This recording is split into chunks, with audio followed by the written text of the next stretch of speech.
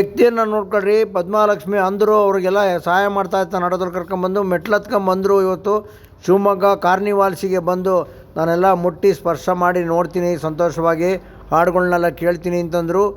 ನಮ್ಮ ಜೊತೆಗೆ ಇವತ್ತು ಸೋಮೇಶ್ವರವರು, ಸಾಯಿ ಈವೆಂಟ್ಸ್ನ ಸೋಮೇಶ್ವರವರು ಜೊತೆಗಿದ್ದರು. ಪದ್ಮಾಲಕ್ಷ್ಮಿಯವ್ರನ್ನ ನಾನೇ ಕೈ ಹಿಡಿದು ಕರ್ಕೊಂಡೋಗಿ ಕುರ್ಚಿನಲ್ಲಿ ಕೂರಿಸ್ದೆ. ಸಾಯಿ ಈವೆಂಟ್ಸ್ ವತಿಯಿಂದ ಪದ್ಮಾಲಕ್ಷ್ಮಿಯವರಿಗೆ ಒಂದು ಸೀರೆಯನ್ನು ಪ್ರೆಸೆಂಟಾಗಿ ನೀಡಿದರು. ನಮ್ಮ ಜೊತೆಗೆ ನಮ್ಮ ಶಿವಮೊಗ್ಗ ವಿಡಿಯೋಗ್ರಫಿ ಶರತ್ ಅವರು ಜೊತೆಗಿದ್ದರು. ಸೋಮೇಶ್ವರವ್ರಿಗೆ ಥ್ಯಾಂಕ್ಸನ್ನು ಪದ್ಮಾಲಕ್ಷ್ಮಿಯವರು ಕೊಟ್ಟರು. ಇವತ್ತಿನ ದಿವಸ ಭಾಳ ಖುಷಿ ಆಗ್ತಾಯಿದೆ ನನಗೆ ಶಿವಮೊಗ್ಗ ವಿರೂಪಾಕ್ಷ ಅವರಿಗೆ.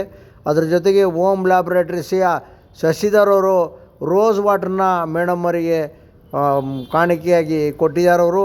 ಅವರು ಭಾರಿ ಖುಷಿಯಾದರು. ಶಶಿಧರ್ ಅವರು, ಪದ್ಮಾಲಕ್ಷ್ಮಿಯವರು ಭಾರಿ ಖುಷಿಯಾದರು.